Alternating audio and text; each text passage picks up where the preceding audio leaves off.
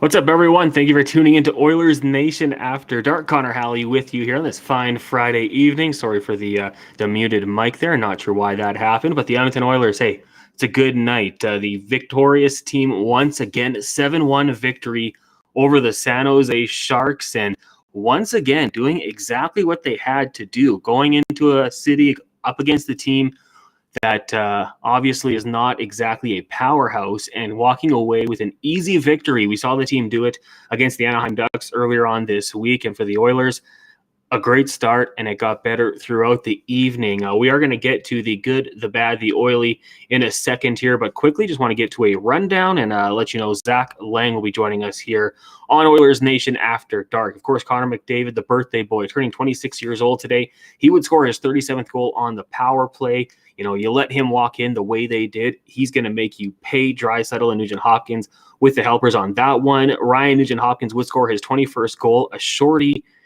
at almost the midway point of the first period, and then Leon Draisaitl gets his 24th of the season to make it a 3-0 lead for the Oilers.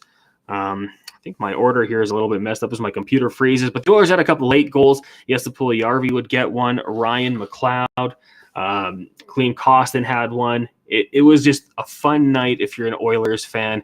Everything going right for them. And now they turn their attention to the Vegas Golden Knights, who obviously will be a bit of a tougher challenge. That'll be Saturday night, 8 o'clock start. And, of course, we'll be back here once that game wraps up. But, yeah, a great game for the Oilers. And right now we will get to the good, the bad, the oily, presented by Cornerstone Insurance.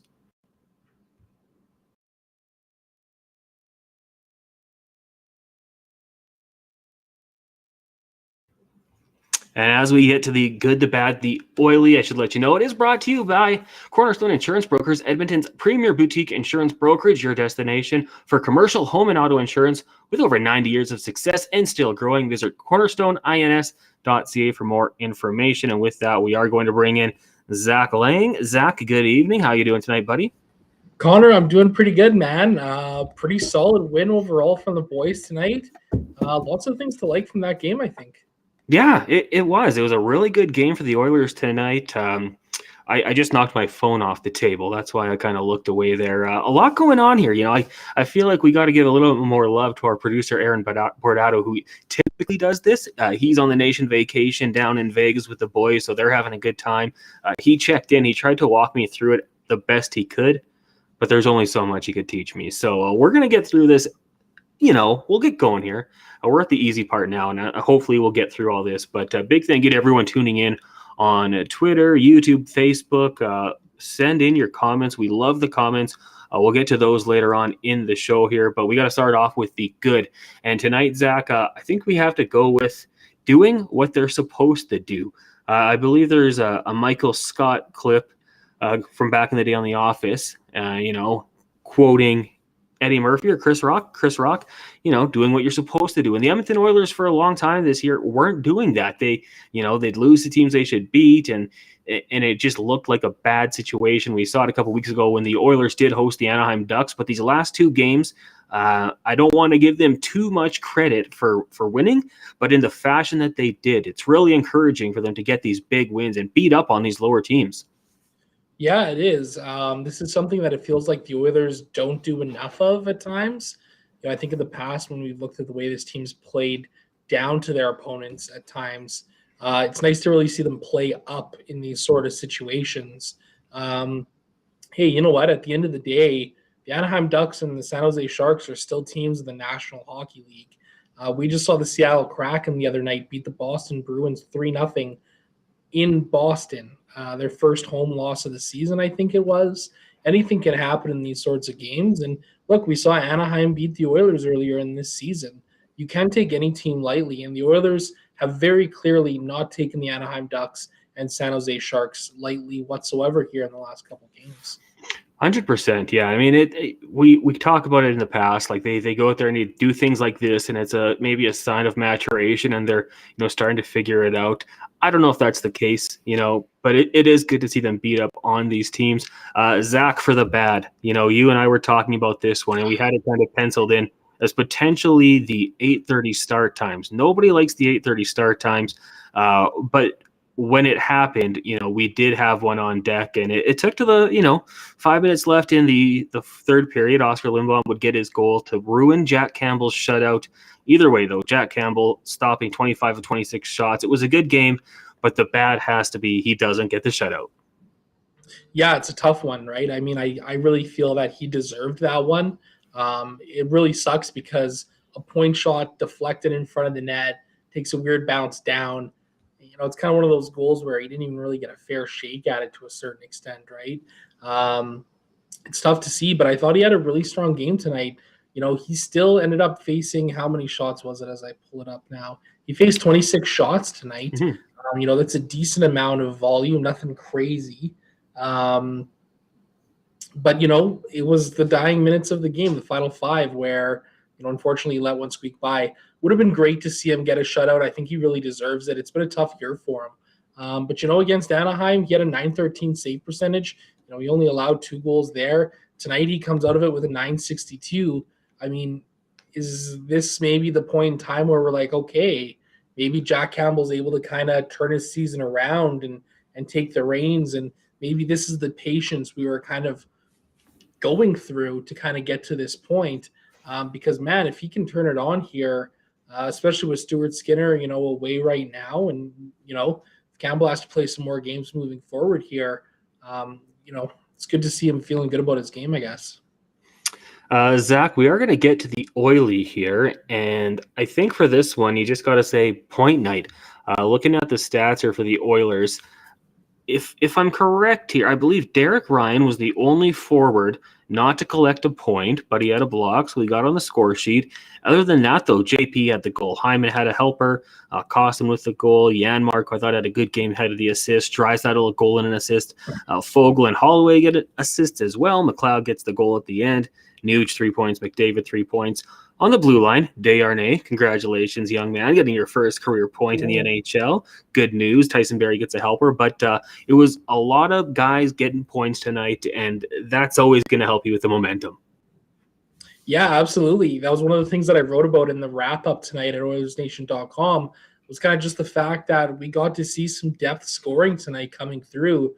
It's great to see McDavid get his and Leon to score, and Nugent Hopkins as his 21st of the season. But, for a guy like Jesse Puljujärvi, who's been struggling this season, to see him get his 4th, Ryan McLeod, another guy who you'd like to be seeing, maybe contribute a little bit more offense, for him to pot one as well. I mean, it's going to feel good for these guys at this point in time, too. Janmark getting an assist, Warren Fogle getting an assist, Dylan Holloway getting an assist. These are the things that we kind of want to start to see from this team moving forward. And again, yeah, it was a big game against the San Jose Sharks, but that's the kind of confidence that this team can kind of start to carry over into games against tougher opponents like Vegas tomorrow, on Tuesday, Seattle, next Thursday, Tampa. It's going to be a tough couple of games here. If you are on YouTube, hit the chat button, hit the like button. Let us know. We want to talk to you guys. No audio. Yeah, my bad. Got to turn the mic on. I should know that.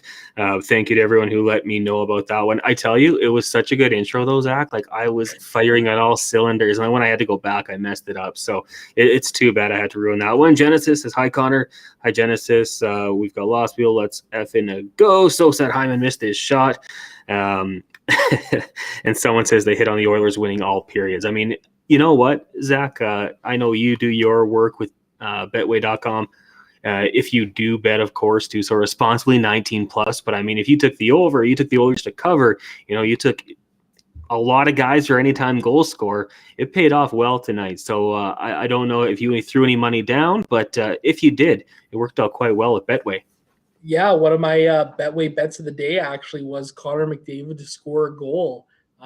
So it was great to see that one come in cash. I also had the Zach Hyman shot prop again tonight, which for the second night in a row hasn't hit for me, so that's a little bit frustrating. but that's okay because, it was a big win overall for the team. And as I kind of said in my Beltway article and in the little video I do that goes up on the Oilers Nation Twitter page, it would have been rude for San Jose to not let McDavid score on his birthday, right? I mean, come on, guys. That would have been been mean-spirited of him. Yeah, I mean, on that first power play, they let him walk right in there. It was basically like, take this goal, have it, and he certainly delivered. On the Facebook chat, Chris says, "Happy B-Day, McJesus. Good job. Now beat the Knights and Kraken the same way coming up. They'll do their best. It'll be tougher." Avi says, "Let's go Oilers." I echo those statements. Tyson on the YouTube chat says, "Save of the year?" ? My goodness. I mean, for Jack Campbell, I feel like everybody, sure, people are going to be tough on him because, we want to see him do well, but everyone's rooting for the guy. Even a couple games ago, he gets the chance to get in there, makes a save, and somehow it's a goal. They found conclusive evidence. But yeah, Jack Campbell, for him to get out there, play the way he did, and then, make a save of the year candidate, always good to see, Zach. Yeah, absolutely. And the Oilers were up 5-0 when that save was made, but it kind of felt like one of those where all of a sudden 3 minutes into the third period, there could have been some deflation after that one. If that one snuck in, early on in a period like that one could have kind of taken some wind out of the sails. You just never know in hockey. We've seen the Oilers blow games before. So maybe it's just some of the PTSD coming out, I guess, from watching this team for so long. But it was a tremendous save. He got across, got his glove in, made the big grab. This just goes to the confidence thing I was speaking about a little bit ago too, right? Hopefully he can start feeling good about where he's at here and, maybe start to turn a corner. Zach, some people here on the YouTube kind of bringing up Kyler Yamamoto, who obviously did not get into the game tonight. Some people asking, was it a healthy scratch? I can't say for sure, but I'm going to go out on a 99% limb and say no, it's not a healthy scratch. I think obviously, he's missed time with injuries, and there's been some games where he's been banged up and fought through some stuff. You go back to the game against the Ducks, I thought he played pretty well, helped set a goal, played 15 minutes. In a period where, they rested a lot of guys in the third, or in a game where they rested a lot of players in the third period. So I don't know about your thoughts on that one, but to the people talking about it in the old YouTube chat, I do think that is just a little bit of a rest night for Kyler Yamamoto. Yeah, he might be a little bit banged up or maybe an illness or something like that. I can't see him being a healthy scratch. I really can't, especially when you consider Warren Fogel's been healthy scratch lately, Derek Ryan as well. Yamamoto was on the top line against Anaheim there, and I thought he had a pretty good game. Sounds like the coaches Jay Woodcroft might talk about Yamamoto tonight, so I kind of got my eyes peeled on Twitter right now to see if anybody says anything about that. Yeah, that's something they have to ask, and I think, like you said, could be illness, could be just a little bit of a rest, and it could also be factoring your opponent. Hey, if there's a choice between having him in one of these two games, you're going to go for the game against the Vegas Golden Knights, take the extra night off, and rest in San Jose for sure. Zach Laing here on Oilers Nation After Dark with me. I'm Connor Halley. We have name tags, so I probably don't have to reintroduce ourselves. Pam on the Facebook chat says, "Happy birthday, big guy." I kind of joked with some of my buddies. I feel like there has to be a little bit of a carrot to chase for this Oilers team. Maybe, Jay Woodcroft says, "Hey, boys, couple wins. Maybe we spend the night in Vegas for Connor's birthday. Maybe we go hang out with everybody here from Oilers Nation and have a good time." I don't know if that's actually the case, but they look like a team very inspired in this one. What do we want to talk about here, Zach? We got the save on Vlasic. I'm kind of looking at my notes here. I thought, Darnell Nurse had a few nice plays in this one, breaking up opportunities and then getting the puck out. That's an encouraging sign to see. Let's just get the Darnell Nurse talk out of the way and let us know on the YouTube chat as well. What did you make of 25's play tonight? Yeah, I thought it was decent. I think, he had a quiet game. I think it kind of felt like everybody had a bit of a quiet game, and I think that was a good thing to see. Again, we've seen how chaotic this Oilers defense can be at times. In San Jose, they really only have one line that's really a threat, and it's that top line. Their second, third, and fourth, they're not really going to generate a whole lot offensively. So, it was a good night for Darnell Nurse and the defense as a whole, I thought. And, beyond a little breakdown of not getting in a lane on that last goal, I thought it was a pretty solid night all around there. Larissa says, do they travel tonight? So from what I remember and what we talked about on the last edition of Oilers Nation After Dark, there's a traveling curfew in San Jose, Zach. I don't know if you've heard this, but No, I from haven't. 11 to 7, you can't actually fly in or out of San Jose.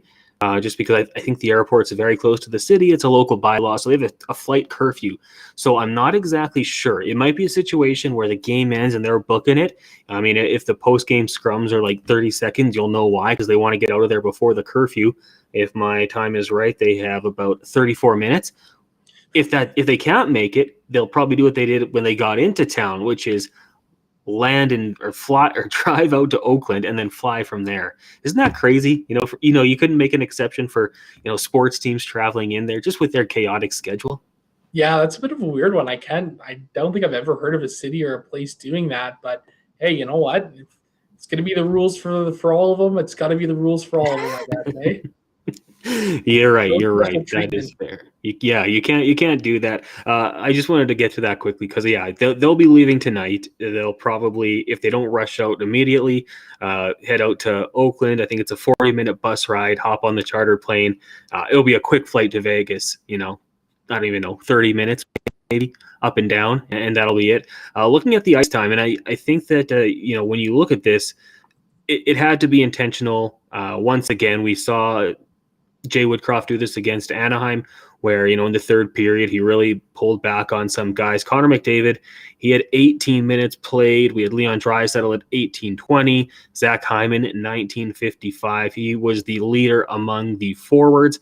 And then defensively, Brett Kulak actually led the way with just over 20 minutes. Darnell Nurse, 19:59. So probably a good thing to see Jay Woodcroft, acknowledging, hey, this game's over.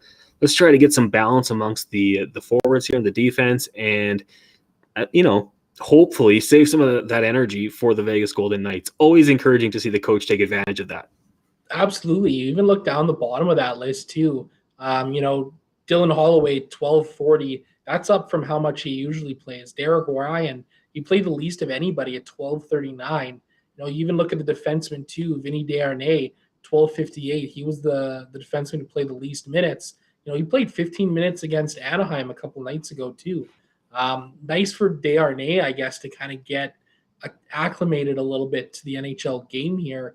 I really like the 11-7. Like, I really feel like this team is almost in a sense really built for it. I still think they lack some depth up front, but it allows that ability to kind of roll through the forward lines. I think it makes it tougher on opposing teams too, because they can't exactly line match all of the time either, with there being one less forward and one extra defenseman.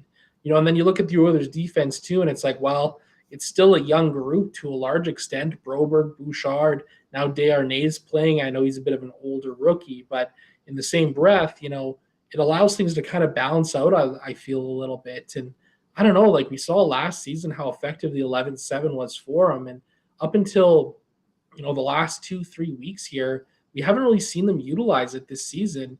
They've kind of brought it out now. And I don't know, Connor, I don't know about you, but I kind of really like the way it works for this team. Yeah, for sure. Flute had asked us how long Desharnais had played in this game. 12:58. So he is getting utilized, which is great. You hate to see that seventh defenseman play, 3-4 minutes, kind of a waste there. Yeah. But I totally agree with you, Zach. And I feel like when you look at, for the Oilers and defensively, obviously it helps them out. And, Dave Manson, I think, does a really good job of, knowing when to get these guys out there. But then you look at the forward lines and, when you're that fourth line, and I think tonight they had it as Fogle and Puljujarvi, you're getting an opportunity to play with McDavid, Draisaitl, or Nuge, depending on who they roll through as their center. So I'm a really big fan of it. I know talking to my coworker at TSN, Jason Strudwick, he would talk about how it could be tough if you were that seventh defenseman. But, I think for a guy like Desharnais or whoever it might be, as just kind of ease them in NHL and find ways to get ice time, I don't mind it. I really don't mind it. I don't either. And I mean, even if it's Marcus Niemelainen or it's Desharnais, and maybe it's a tougher opponent, maybe they play 7 minutes or 8 minutes instead of, 12 minutes like tonight. And I agree too. Like, I don't think 3 minutes is adequate ice time for anybody in any game, because if you're going to play a seventh defenseman for 3 minutes, well, what's the point of going 11-7, right? Mm-hmm. Like, to me, going 11-7 is to be able to rotate the defenseman through a little bit more. Take Darnell Nurse from 29 minutes down to, 23 minutes or something of the ilk, right? I think if they can find a way to kind of keep the time on ice similar to how it was tonight against the majority of their opponents, I think they're going to be in a much better spot. And granted, the second half of this season, the schedule's a bit softer for the Oilers too. Mm-hmm. So I think that can really play to the team's advantage here. Totally agree. Stuart on Facebook says, nice, they didn't give up the 2-goal lead, 100%. You don't want to give that up against San Jose.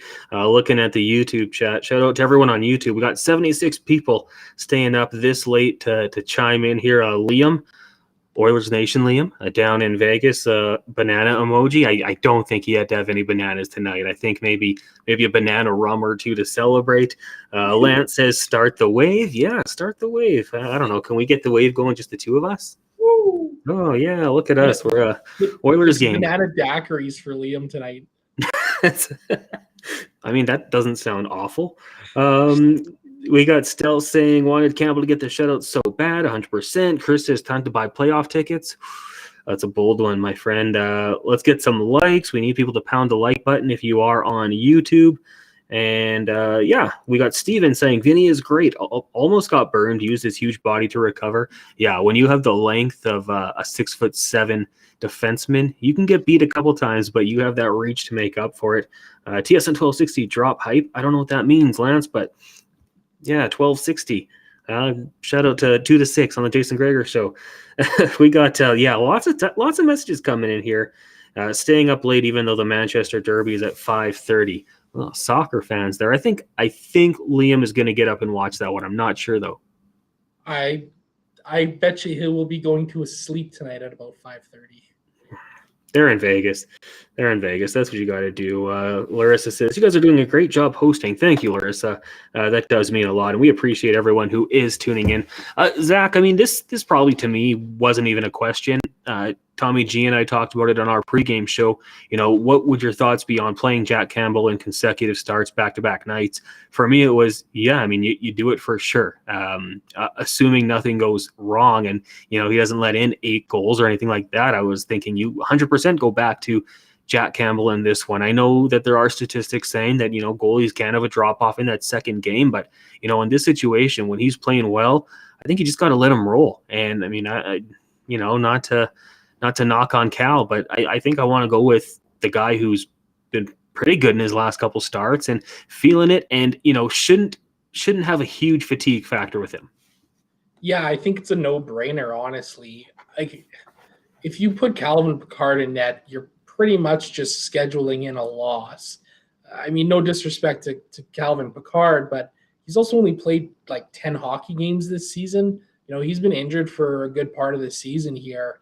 I think you have to roll with Campbell. I don't really think you have another choice here. Pickard could come in and steal one, but I really think it's going to kind of be a message for the Oilers too coming into tomorrow night of like, hey boys, Soupy's getting the start again here tonight. We need to play a strong game in front of him.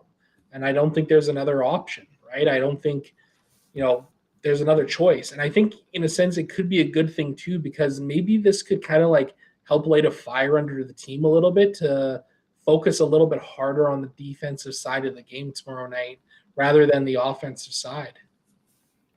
Bassam says Campbell had a light night. He should definitely be playing next game. Totally agree.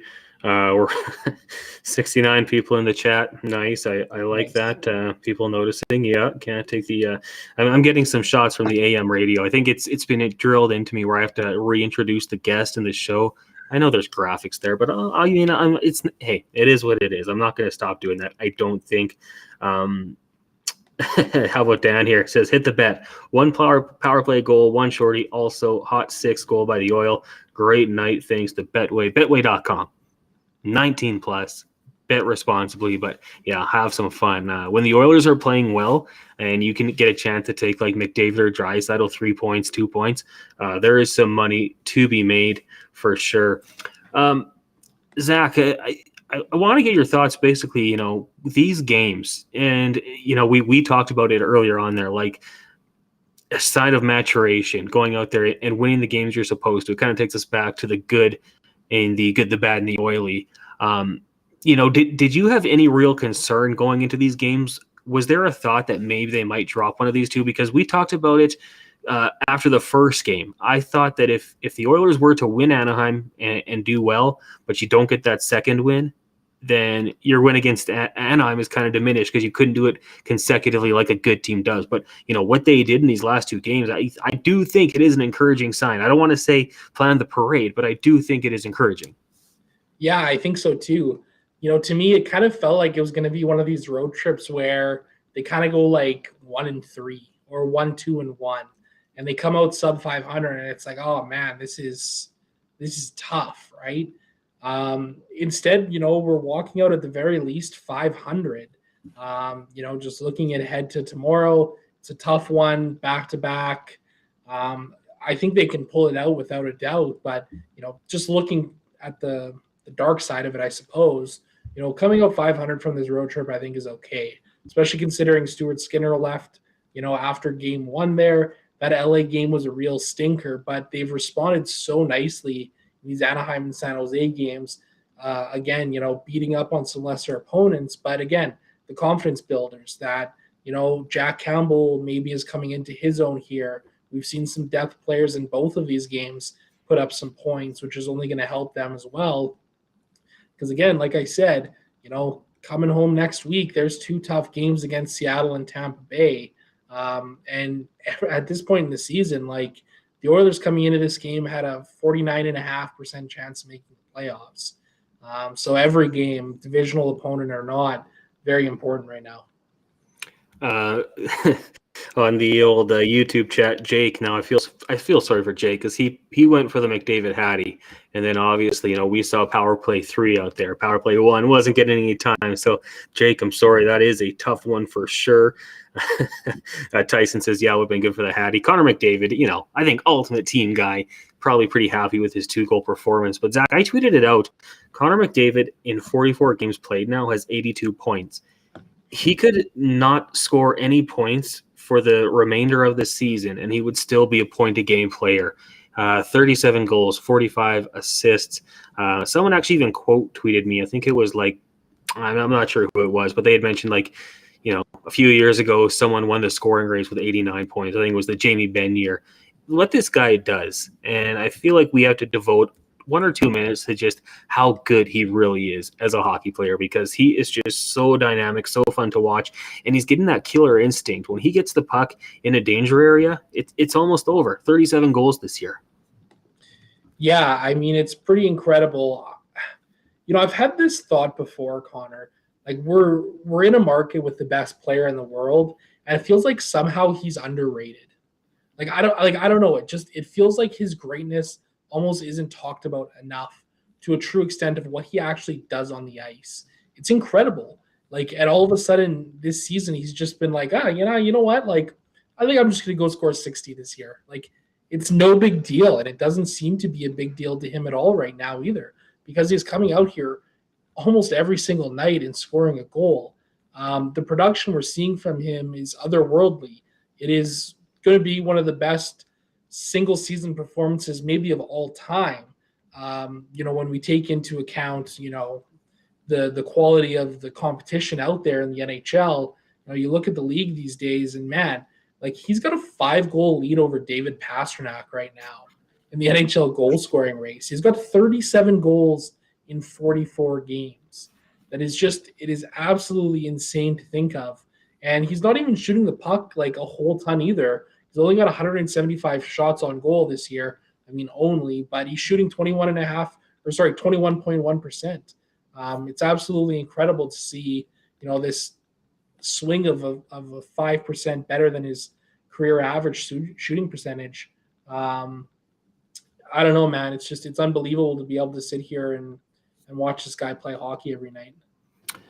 Yeah, we got a lot of good ones coming in here. Rusty, the Reckless Optimist, big thank you for tuning in tonight. Rusty, a big big fan of our program. We're a big fan of you. He says here, we're so privileged to watch him on a nightly basis. I think Oilers fans sometimes take him for granted. He's putting up historic numbers right now. Nobody can stop him. Lance says, can McDavid get 50 in 50? That would require, he's got 6 more games. He'd need 13 goals to do it. So he would need 2 and a bit per game. I think that's pretty tough, but that's, I mean, if we're going to hold him to that standard, that might be a little bit unfair, but maybe just what he's doing. Go ahead. I was just going to say maybe just a little bit. Yeah. I mean, it's pretty tough to do. And then, you got Leon Draisaitl second in the league and scoring 66 points. Quick math here. That's 16 points back of McDavid. I think that's correct here if we do math on the fly. I mean, what he's been able to do this year, it's just unbelievable. I think we should also say go vote for Leon Draisaitl, get him to the All-Star game, unless you're one of those people who thinks he needs to rest, because some people have said, let him rest. I get that side of things too. Maybe you vote for Nuge instead. Yeah, no kidding. Kind of a tough one, right? I mean, I think you could even try and get Stuart Skinner in there. I think he has a pretty good case right now as is too. Just going back to the Connor McDavid thing really quickly, there's this great hockey website. I'm sure you've heard of it, hockeyreference.com. They have a statistic where they adjust points and goals for different eras of hockey. So what they try and do is they try and kind of normalize, hockey in 2022-23 to hockey in 1920. It's not a perfect formula by any means. But when you're doing so, Connor McDavid is having one of the best seasons of all time right now. He's adjusted for 145 points over an 82-game season, and he's adjusted for 65 goals. So the points adjustment would mean he would have one of the top 15 seasons of all time in terms of points and one of the top 13 seasons of all time in terms of goal scoring. He's one of the only players from the modern era that's finding his name atop of these lists. When you adjust for points, Howie Morenz' 27-28 season is the top at 190. And in terms of goal scoring, Brett Hull's 1990-91 season is adjusted for 78 goals. So it truly is historic stuff that we get to see on a nightly basis here. I think Rusty said it best. I think some people certainly do take it for granted. Yeah, and I mean, I'll talk about it for a long time. I was doing the post-game shows on TSN 1260, and I might have mentioned this before. There was nights where it was so tough to watch this team. Everyone in the chat, everyone listening right now, and if you're listening on Saturday morning on the podcast, you remember those times. Like, there was tough times, but Connor McDavid, would give you a reason to watch. He's just simply fantastic and, worth the price of admission. And if you haven't seen him live, try to find a way to get to do so. The way he skates, the way he's moving around out there, it's something that's just something different that we haven't seen before. I think we got to talk about Klim Kostin as well, because, this guy just continues to make fans. Now, 8 goals on the season. He'll do everything. He'll protect. He'll fight if he has to. Scoring goals. Klim Kostin, man, I don't know. People can critique Ken Holland for a lot of things, but I think we can say right now he won that trade, because I don't know about Denis Samorukov, what he's going to be doing, but Klim Kostin seems to be a great fit in Edmonton. Yeah, he does. He panders to the crowd in Edmonton very well. He's a big body who can put the puck in the back of the net here or there. He can play tough. He can stand up for his teammates. To his credit, all 8 goals are at 5-on-5 this season. That's been a huge help for this team too. I think there's some things when you start to delve into his underlying numbers and stuff like that kind of becomes a bit of a cause for concern.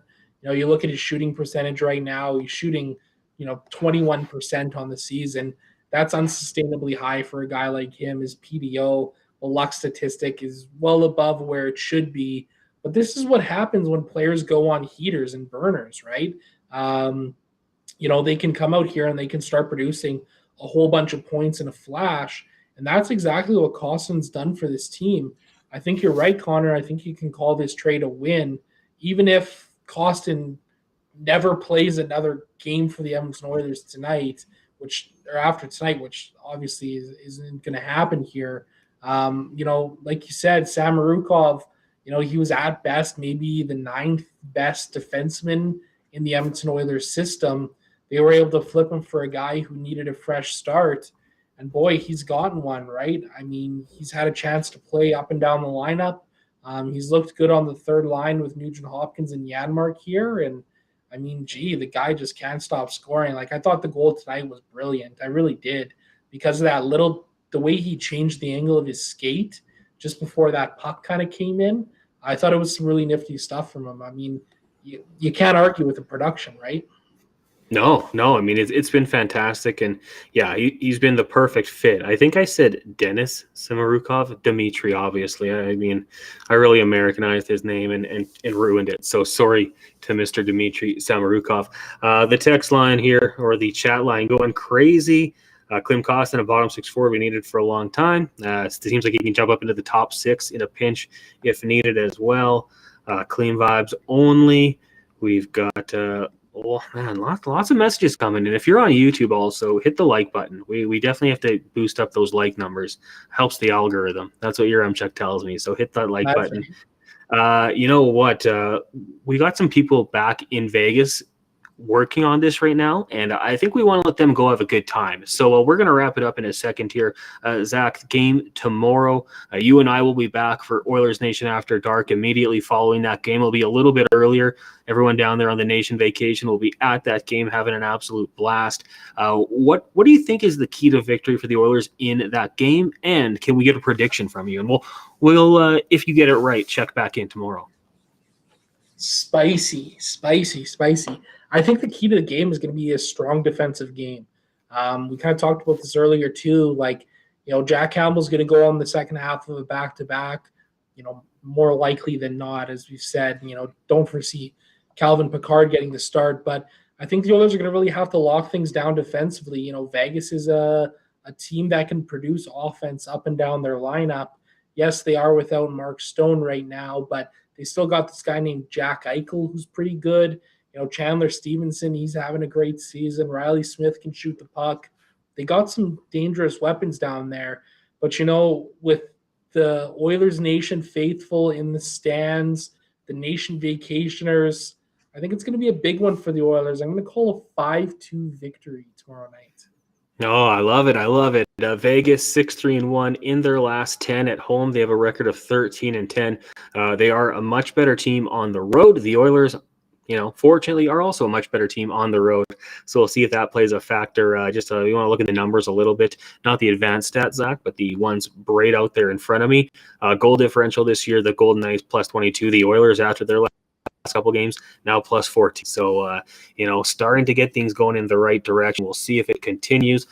Once again, big thank you to our sponsor, Cornerstone Insurance. Check them out, cornerstoneins.ca, as well as betway.com. 19 plus. If you're going to bet, do so responsibly. Zach, thanks a lot for hopping on tonight. We appreciate it. My pleasure. Thanks for having me. And we'll talk to you tomorrow. Everyone who tuned in on YouTube, Facebook, Twitter, thank you to you guys for hopping on, getting in the conversation. Really helps us, gives us some talking points, and you guys bring it all the time. So hit that like button. We'll be back tomorrow after Oilers Golden Knights here on Oilers Nation After Dark.